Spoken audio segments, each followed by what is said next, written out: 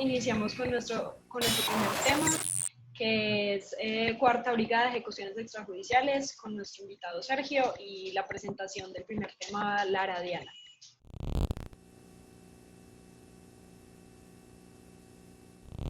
Les cuento que el 1 de octubre la Corporación Jurídica Libertad entregó a la Jurisdicción Especial para la Paz el informe titulado La Brigada Más Efectiva, Crímenes de la Cuarta Brigada bajo la Seguridad Democrática. En él detallan 111 casos de ejecuciones extrajudiciales en los que fueron asesinados 232 civiles desarmados que no tenían que ver con la guerra. Estos hechos ocurrieron entre los años 2002 y 2003 en los departamentos de Antioquia y Chocó. Este destacamento militar era conocido como el más efectivo del ejército, por ello gran parte de los recursos del Plan Colombia se invirtieron allí bajo los mandatos de Andrés Pastrana Arango y Álvaro Uribe Vélez, expresidentes a ambos. Estos asesinatos en persona protegida, como se llama técnicamente el delito, los habrían cometido militares adscritos a 12 batallones de esa brigada, encargada de velar por la seguridad de 127 municipios de Chocó y Antioquia. Los hechos expuestos forman parte del caso 003, denominado muertes ilegítimamente presentadas como bajas en combate por agentes del Estado. Un elemento clave usado por los mandos militares para evaluar el desempeño de sus tropas fue perfilar las unidades militares en un top 10 acorde al número de muertes presentadas como bajas en combate. Las muertes reflejaban la actividad de las unidades militares que competían entre ellas. La Cuarta Brigada es una de las unidades tácticas que resaltó por su ofensiva, siendo la mayor en número de muertes en combate que presentó en los años 2003, 2004 y 2005.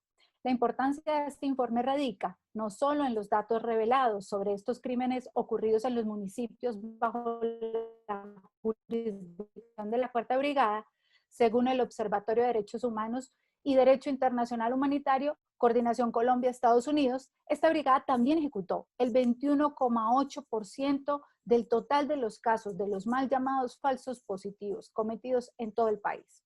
En los 2 primeros años de la seguridad democrática, se denunció, fueron ejecutadas 59 personas por los batallones de la Cuarta Brigada bajo el mando del general Mario Montoya, quien hoy está rindiendo cuentas ante la JEP, en el marco del caso 03 que adelanta esta Justicia Especial para la Paz, conocido como muertes ilegítimamente presentadas como bajas en combate. Organizaciones sociales e incluso la oficina en Colombia del Alto Comisionado de las Naciones Unidas para los Derechos Humanos denunciaron que en esos años se vivieron las peores violaciones en Antioquia a causa del ejército, pero también de su relación con los paramilitares. Por esto, queremos profundizar acerca de quiénes fueron los responsables de esas ejecuciones extrajudiciales, si han sido procesados en la justicia ordinaria y qué se puede esperar de este informe que le ha sido entregado a la JEP.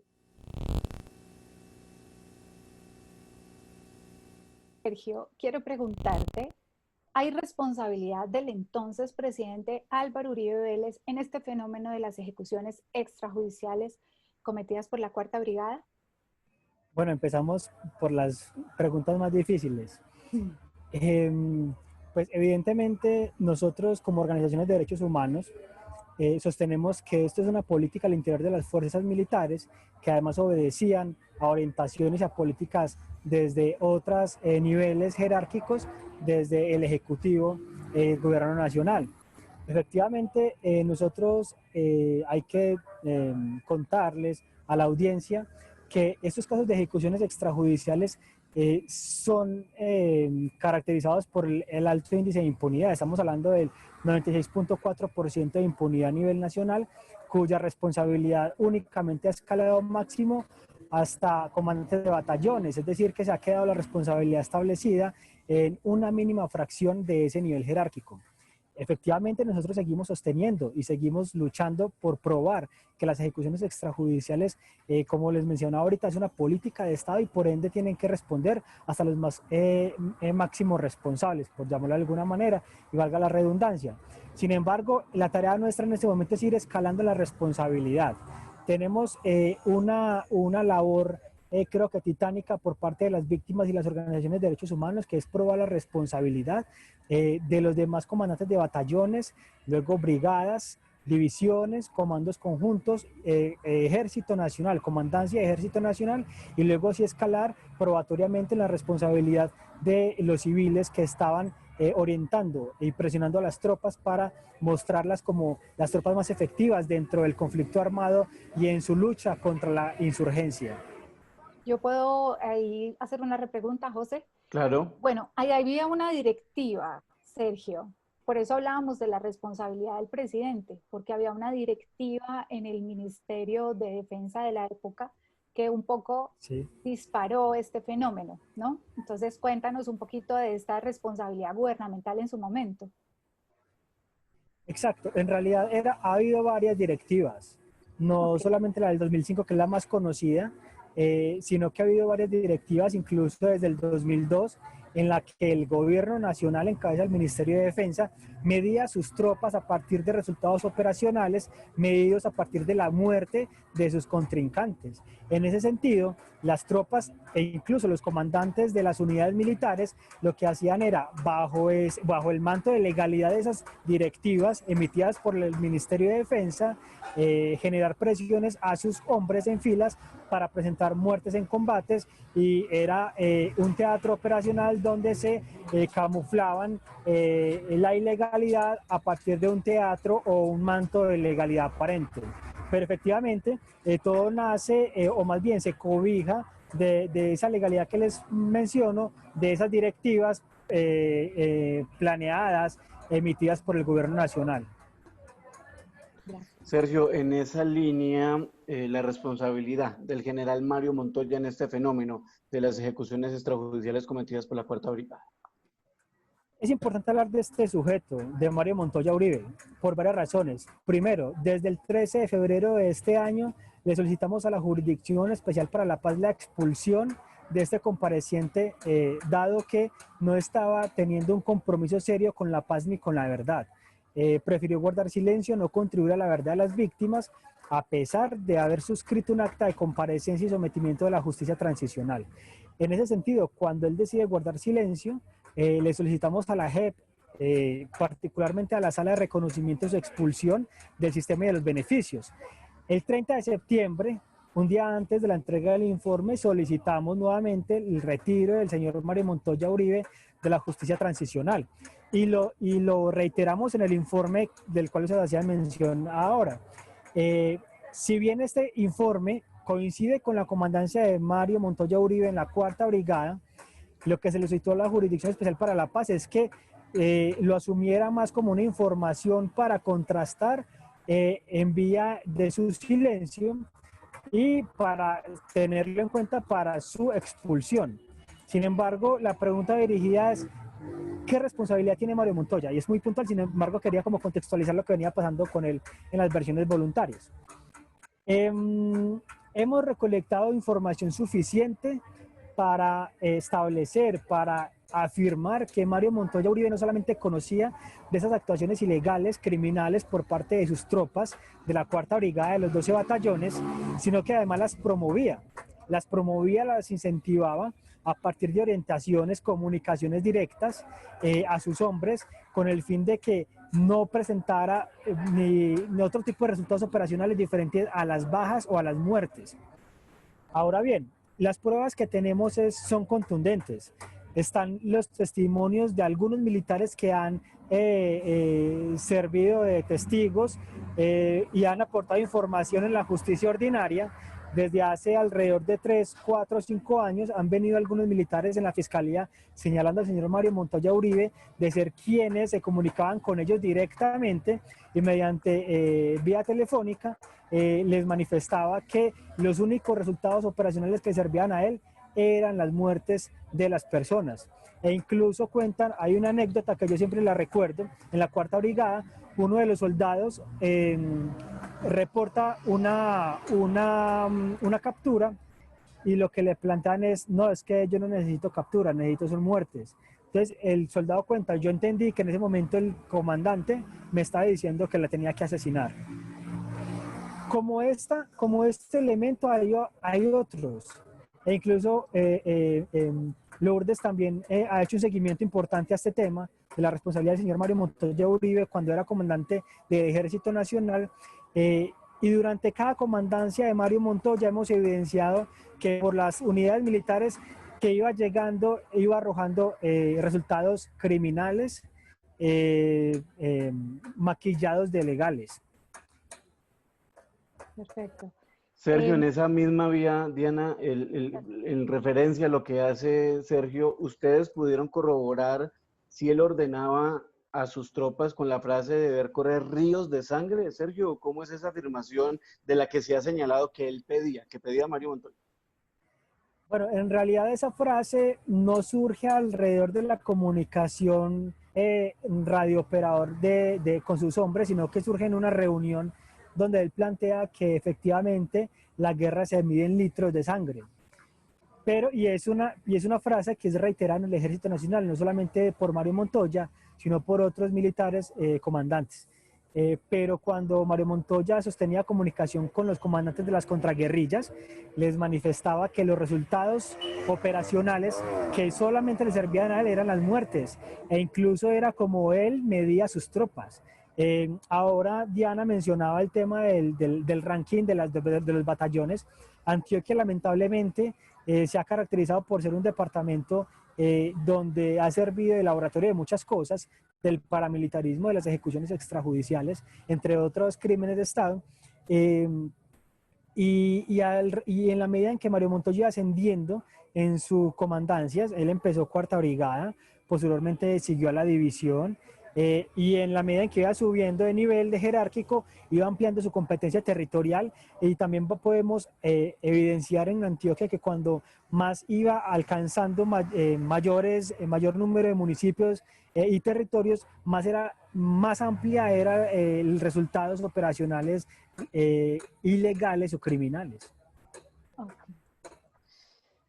Okay. Sergio, quiero preguntarte, bueno, ya tenemos un proceso de muchos años de las ejecuciones extrajudiciales. Ya hay algunos, muy poquitos, lo que tú dices, la impunidad es muy alta, ¿Sí? soldados y personas del ejército que bajo la justicia ordinaria tuvieron proceso de condena y ahora también bajo la JEP. ¿Quiénes les hace falta por asumir esas responsabilidades por este fenómeno como tal? Bueno, ustedes creo que han conocido la campaña de Quién dio la orden, el mural, donde están los rostros de los militares, que presumimos son los principales,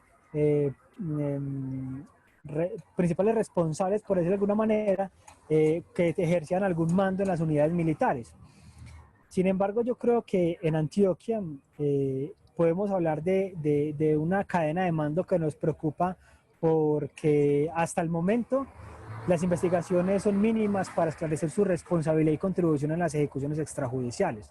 Ya hemos mencionado al señor Mario Montoya Uribe, pero también hay que mencionar a Óscar Enrique González Peña, que posteriormente fue comandante del Ejército Nacional cuando Montoya sale por el escándalo en el 2008 del informe Suárez y todo el tema de las ejecuciones extrajudiciales.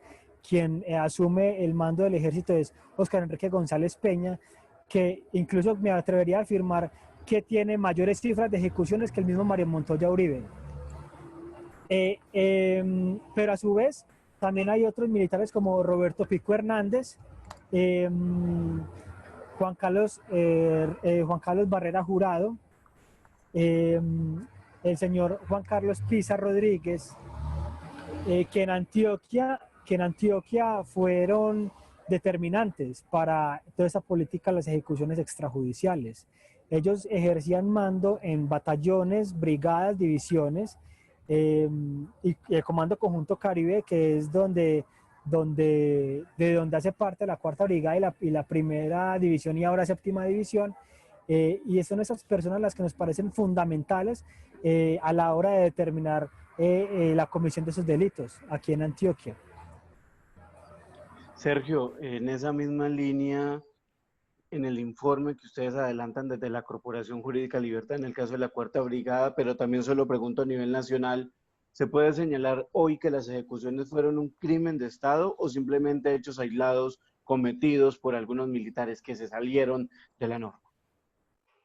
Bueno, estamos hablando de, pues las organizaciones sociales hemos documentado alrededor de 5.600 casos de ejecuciones extrajudiciales, en los cuales tenemos relacionados alrededor de 280 batallones a nivel nacional y cuyos crímenes se han cometido en 32 departamentos del país, es decir, en todo el territorio nacional. Hablar de manzanas podridas o casos aislados es muy complejo bajo este panorama de criminalidad sistemática y generalizada. Estamos hablando de patrones similares e incluso de comportamientos que son repetitivos en diferentes partes del país. No estamos hablando que solamente se dio en Antioquia, se dio en todo el territorio nacional. E incluso hay un caso en San Andrés. Las ejecuciones extrajudiciales bajo la modalidad de falsos positivos no son más que una política de Estado en el marco de mostrarse ante la opinión pública como un ejército que está ganando la guerra contra la insurgencia. Y nos parece importante el contexto actual de paz porque nos permite establecer verdades frente a esta práctica criminal. Porque alrededor de las ejecuciones extrajudiciales, ustedes lo vieron con Dabeiba, hay otros patrones criminales como la desaparición forzada.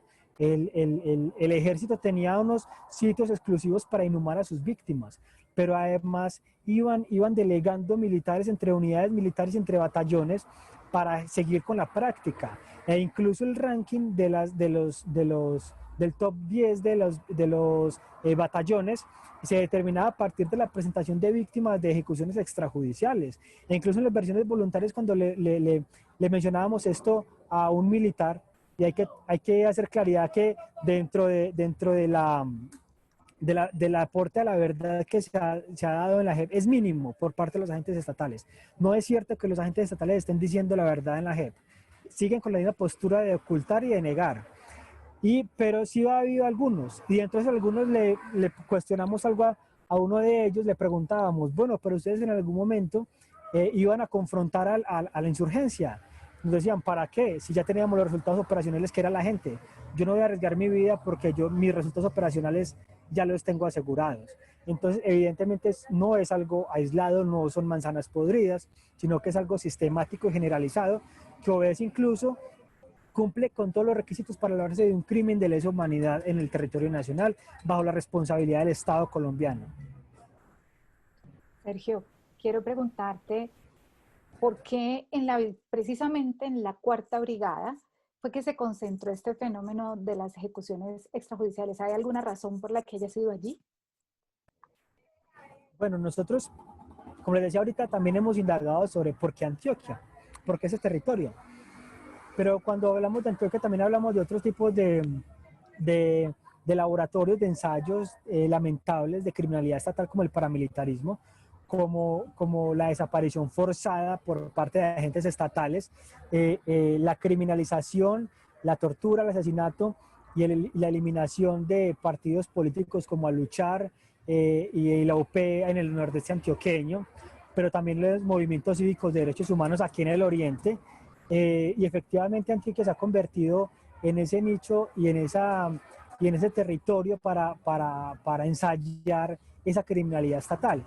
No nos sorprende en realidad que sea Antioquia el laboratorio de las ejecuciones extrajudiciales, dado que si ustedes ven toda esa cadena de mando que yo les nombré ahorita, todas iban escalando a otras unidades militares del país hasta llegar a la comandancia del ejército.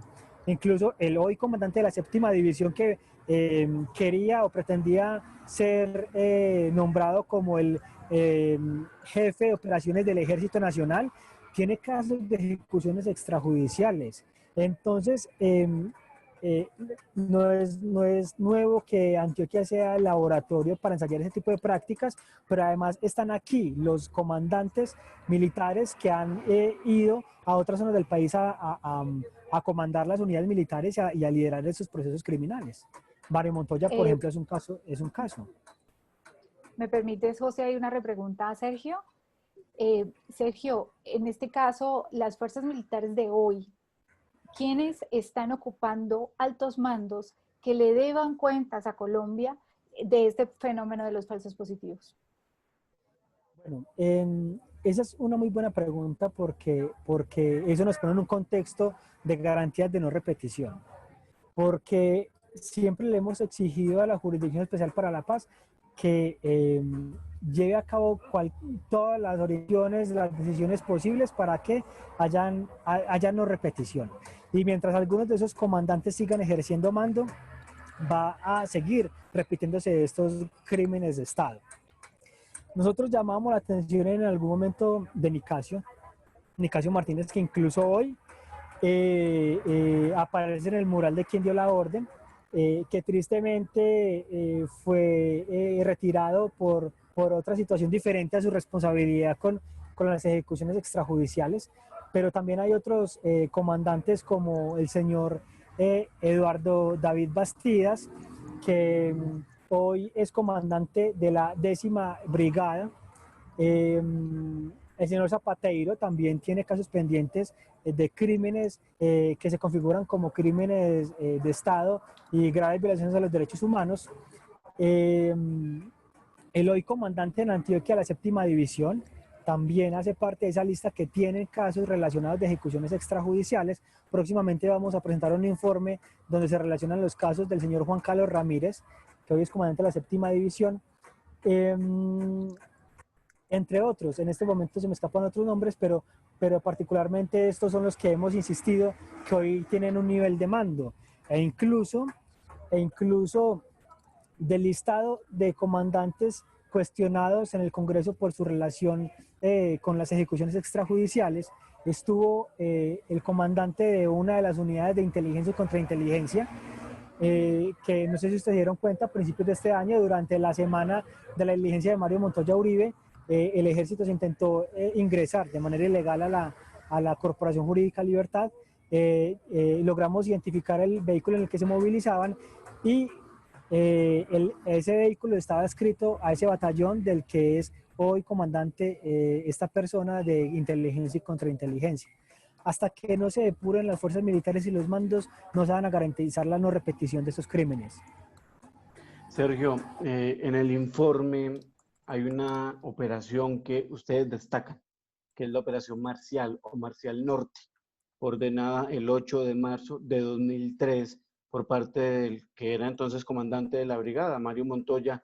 ¿Por qué hay que hablar de esa operación? Y para la gente que nos ve, ¿por qué es importante esta operación con las ejecuciones extrajudiciales, Sergio? Bueno, cuando hablamos de una operación militar estamos hablando de lo que ellos denominan un ciclo operacional, que inicia a partir de una información recolectada por inteligencia militar, que es la que fundamenta el por qué se va a hacer esa operación militar. Luego de reunirse la plana mayor del batallón o de la brigada, en este caso la brigada, deciden cómo va a ser la operación militar y reparten o asignan algunas responsabilidades por batallones, por unidades militares. Allí se despliegan las tareas de ofensiva, de control territorial que se endilgan pues en la orden de operaciones. ¿Qué pasó con la Marcial Norte particularmente? Nos dimos cuenta que se evidencia totalmente que había una ilegalidad en el tratamiento de ese ciclo operacional. Es decir, primero se asesinaba a la víctima, luego se creaba la ficción del ciclo de inteligencia, es decir, se armaba la información de inteligencia que no se recolectaba y posteriormente se hacía el documento que respaldaba esa operación militar. Entonces, cuando hablamos de la Operación Marcial Norte, nos damos cuenta que hay un montón de falsedades que hacen parte del encubrimiento de los crímenes por parte de los comandantes, porque son únicamente los comandantes quienes tienen acceso al diseño de las operaciones militares, al acceso de la información de inteligencia, pero además de dar las órdenes a sus subalternos para que lleven a cabo las operaciones militares. Entonces, con la Marcial Norte nos dimos cuenta y con la información que le allegamos a la Jurisdicción Especial para la Paz, les mostramos las contradicciones documentales que hacían parte de ese maquillaje de las operaciones, que se traducían además en maquillar una escena de los hechos, en montar un combate que jamás existe. Entonces, no solamente es el documento de la orden de operaciones, sino es en lo que eso se traduce. E incluso esa Marcial Norte hace transición entre este informe y otro periodo de otro informe que entregamos el año pasado sobre, sobre ejecuciones extrajudiciales cometidas por el Batallón Bajés.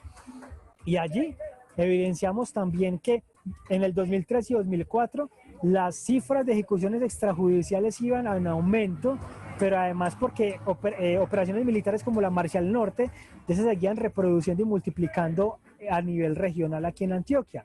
Entonces fue como la posibilidad de ellos maquillar la legalidad de las operaciones militares, y eso se evidencia a partir de esta operación militar o este ciclo operacional más bien.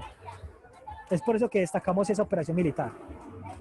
Ojo, que después de 2003 y 2004 ya hablamos de otras, la operación Espartaco, por ejemplo, que es otra que también evidencia un sinnúmero de falsedades, de crímenes, e incluso hay un caso en ese periodo posterior, y es que hay 3 documentos diferentes que reportan 3 informaciones diferentes en el afán de maquillar las cosas.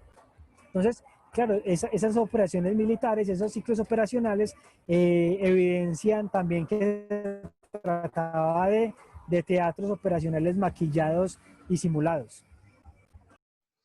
Sergio, ¿por qué la mayor parte de las víctimas son del oriente de Antioquia y Medellín?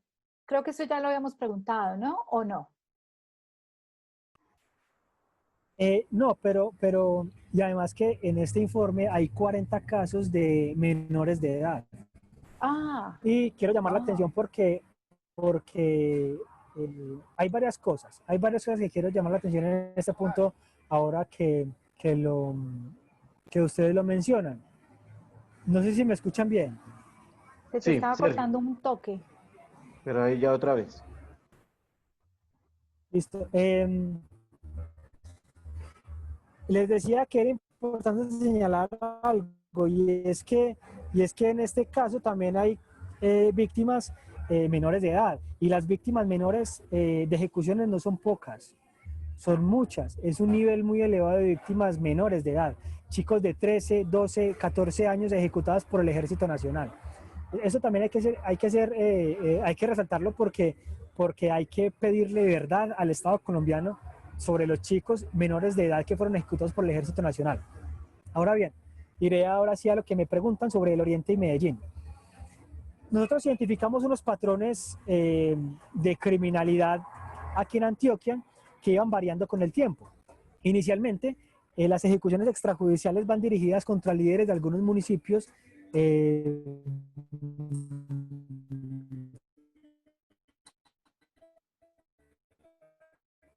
se destacaban por su liderazgo comunitario.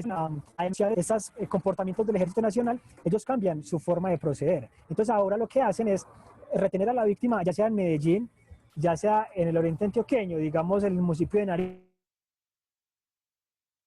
Nariño, los trasladan hacia un municipio diferente, hacen toda la simulación del combate, les causan la muerte, destruyen sus documentos de identidad para que no puedan ser identificados. Ya ahí estamos hablando de otro delito que es la desaparición forzada, y luego lo remiten a otro municipio diferente para presentarlo allí como un guerrillero muerto en combate, y de esa manera la comunidad donde se presenta la persona víctima no tiene manera de identificarlo y de oponerse a su calidad de insurgente. Este periodo del informe coincide con la operación Marcial, coincide con el ejercicio o más bien con la implementación de la política de seguridad democrática. Y recuerden que la seguridad democrática se estrenó aquí con la Operación Orión en la Comuna 13.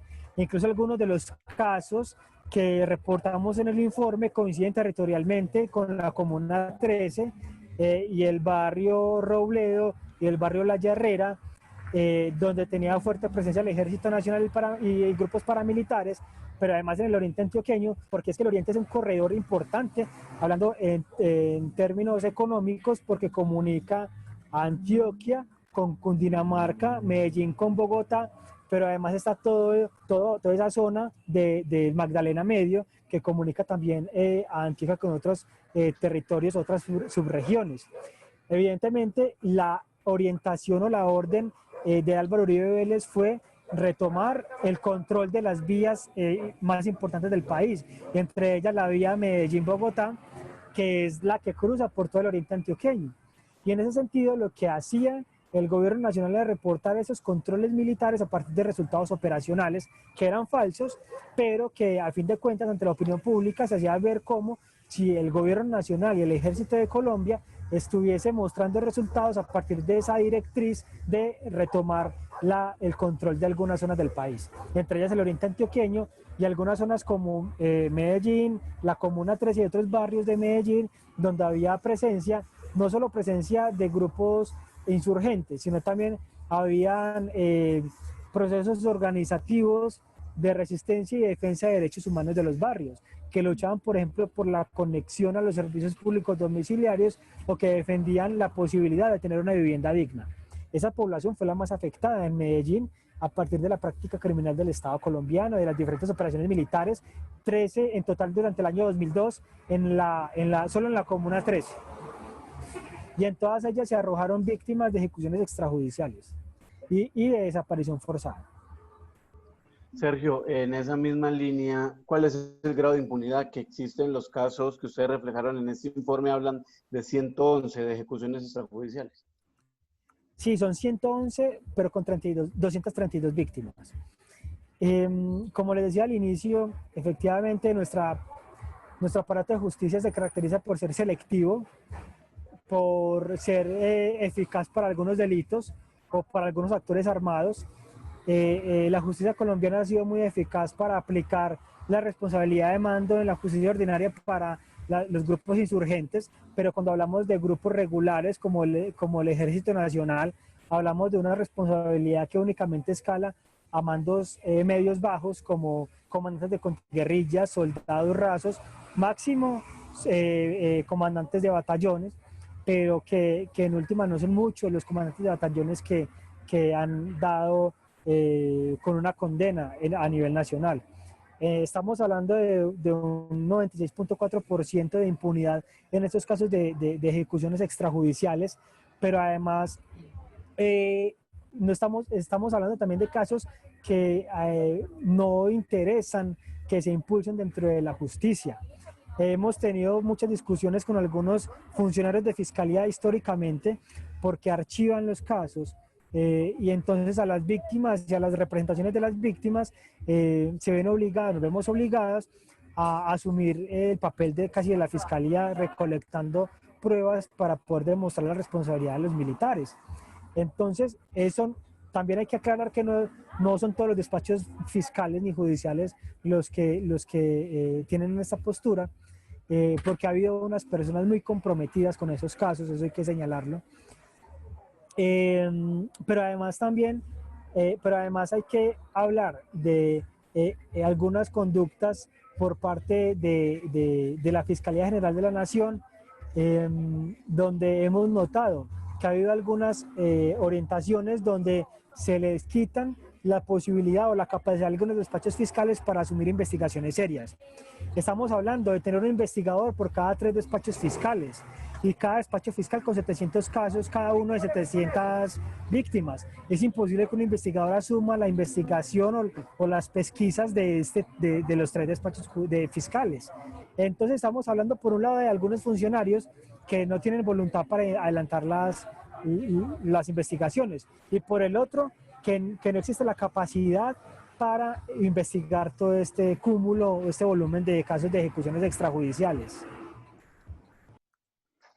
Sergio, ¿cuál era el paso a paso a la hora de ejecutar esos falsos positivos en los batallones? Dentro, ¿cómo operaba toda esta cadena de mando? Listo, voy a hacerlo haciendo un paralelo de cómo debería ser una operación legal. Y hay que tener algo en claro, un soldado, cualquier soldado, por raso que sea, no se mueve sin la orden de sus comandantes. Y eso hay que tenerlo en cuenta porque ellos hablan de una falta de control por parte de los comandantes y que incluso los soldados rasos actuaban sin tener la venia o sin tener la orden de su comandante. Eso es falso. Cuando un soldado se mueve a un territorio, cuando un soldado lleva a cabo cualquier acción, cualquier comunicación, la hace con la orden de su comandante. En ese sentido, quisiera hablar entonces en paralelo de lo que sucedía adentro. La etapa previa, porque hablamos de 3 fases criminales en una ejecución o en un caso de ejecución extrajudicial. La primera fase, que es de planeación y emisión de órdenes. ¿Cómo debería ser en la legalidad esto? Y es a partir de una información que me llega de un territorio determinado, que ellos le llaman ciclo de inteligencia, el comandante del batallón reúne a sus jefes u oficiales, en este caso el oficial de inteligencia, el oficial de operaciones, el segundo comandante o ejecutivo, el oficial de logística y la cabeza del batallón, que es el comandante. Se reúnen como plana mayor y deciden qué hacer con esa información que recolectan, qué hacer con esa información de inteligencia. A partir de la información de inteligencia, supongamos, hagamos un ejemplo que nos sirva para este caso en concreto, sí, y es presencia insurgente en un territorio determinado. Lo que debería hacer un comandante es, bueno, tenemos esta información de inteligencia, lo primero que hay que hacer es avisar a la Fiscalía General de la Nación que hay unas personas delinquiendo, porque ellos no tienen facultades de policía judicial ni de fiscalía. Y en segundo lugar, trasladar a sus tropas, reunirlas, a los comandantes de pelotones y de contraguerrillas, con el fin de informarles lo que está sucediendo y lo que se va a hacer. ¿Cómo sucedía en realidad con las ejecuciones extrajudiciales? Se reunía la plana mayor, se hablaba incluso de la medición del ranking de los batallones a nivel nacional, de la necesidad de competir a nivel nacional por ser la unidad más efectiva, y en ese sentido necesitan presentar resultados operacionales, sea cual sea. Y como les decía ahorita, los soldados no se van a arriesgar a su vida porque ya tenían la posibilidad de generar bajas sin combates. Entonces lo que le hacen es reunirse con sus comandantes de contraguerrillas y de pelotones con el fin de trasladarle la presión, es decir, nos estamos quedando por debajo en el ranking de la medición de unidades militares. Necesitamos resultados y los únicos resultados que nos sirven son las bajas. Entonces cada contraguerrilla, cada unidad militar tiene una competencia territorial, entonces son trasladadas a sus territorios donde llevan a cabo sus acciones, pero ahí hay varios tipos de conductas, porque existen fuera del batallón otras personas que contribuyen a que las ejecuciones extrajudiciales se den. Entonces nosotros identificamos por lo menos 5 civiles que reclutaban las víctimas. 4 de ellos ya están muertos, algunos de ellos asesinados por el mismo ejército. Solamente conocemos uno que sigue con vida, que está detenido, y esa persona lo que hacía era reclutar a las víctimas prometiéndoles trabajo. Se las llevaban, estos civiles lo que hacían era entregárselas a otro enlace, que ese sí era militar, e incluso yo puedo dar nombres acá de militares que hacían ese enlace, el señor Hansen Egei, aquí en el nordeste antioqueño, pero también un militar de apellido Caro Mesa. Caro Mesa fue el primer militar que recobró su libertad a partir de la ley 1820 del sistema de justicia transicional, y fue recibido a las afueras de la cárcel penal militar en el Pedronelo Espina, el batallón Pedronelo Espina aquí en Antioquia, como un héroe de la patria por el ministro de Defensa. Esas 2 personas aquí en Antioquia, por lo menos, bueno, hay otro que es William Darley García Ospina.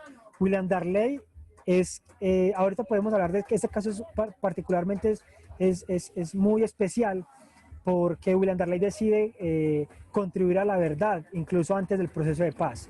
Y es el que empieza a esclarecer todos los casos de ejecuciones extrajudiciales en el batallón Pedronelo Espina. Ahorita podemos hablar incluso de ese caso. Eran ellos los enlaces del ejército, entonces ellos eran quienes llevaban a las víctimas a los territorios. Pero ya las contraguerrillas sabían que iban a llegar allí las víctimas. cuando esos enlaces militares entregaban a las víctimas, e incluso en el camino los hacían cambiar las prendas por prendas militares, y posteriormente los llevaban a un lugar donde eran entregadas a las contraguerrillas y allí los asesinaban. Hubo otra manera de proceder en estos casos de ejecuciones, es retener a las víctimas de sus viviendas, señalarlos de ser integrantes de la insurgencia, llevarlos hacia otras zonas, causarles la muerte, desaparecer toda evidencia que pueda generar su identificación, posteriormente trasladarlas a otro municipio y presentarlas como guerrilleros muertos en combate. E incluso qué pena, una última cosita, este último caso era el que yo le señalaba ahora, que un soldado reportó a su comandante una persona detenida. Y el comandante le dijo, no, yo necesito son muertes, no necesito detenidos. Eso causa mucho papeleo, dijo Mario Montoya incluso. Esa fue la frase que utilizó, ¿eso causa mucho papeleo? Sí, ese testimonio también lo aportamos a la jurisdicción. Pero es que además me falta una fase. Además, viene la fase de encubrimiento, y es que nosotros, por ejemplo, identificamos aquí en Antioquia, en el batallón Bajés, posteriormente se creaban los documentos que respaldaban la legalidad de las operaciones militares. Es decir, las órdenes de operaciones, los informes de inteligencia. Imagínense que el informe de inteligencia de uno de los batallones durante 2 años se construyó a partir de las mismas víctimas de ejecuciones extrajudiciales. O sea, no tienen más información, o sea, ellos no hacían trabajo de inteligencia y no reportaban otras víctimas diferentes a las de ejecuciones extrajudiciales. Entonces, posteriormente falseaban la información y construían esos documentos a partir de lo que ya había sucedido. Es decir, se hacía todo el ciclo operacional al revés. Primero se asesinaba y luego se construía toda la documentación.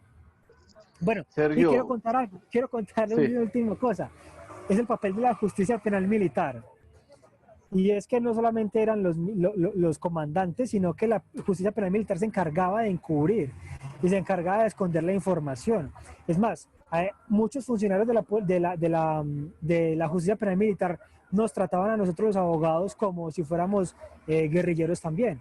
Hubo un caso de la juez Adriana Lizarazo, que era juez penal militar en el batallón Bajés. De ella documentamos unas prácticas que nos ayudaban a concluir que ella no solamente era negligente, sino que esa negligencia obedecía a una postura de esconder y proteger a quienes cometían esos crímenes.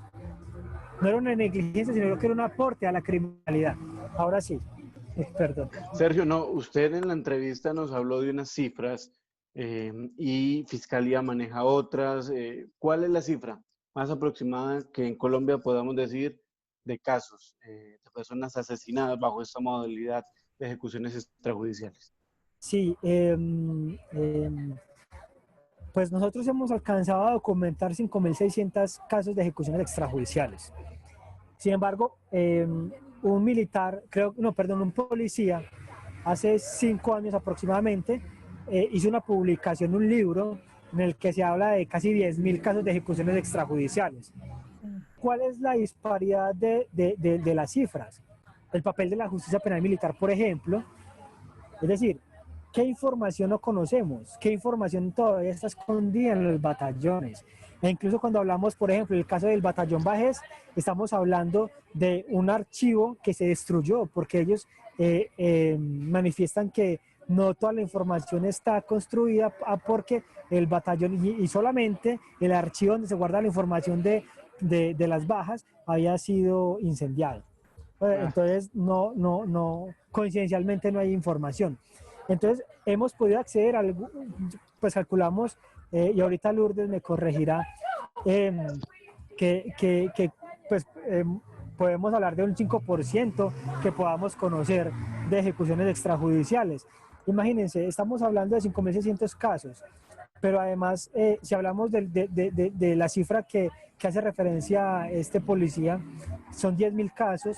De esos 10.000 casos, Antioquia es la del departamento con mayores cifras de ejecuciones extrajudiciales, con el 25%. Entonces estamos hablando que solo en Antioquia estamos refiriéndonos a alrededor de 2.500 casos de ejecuciones extrajudiciales.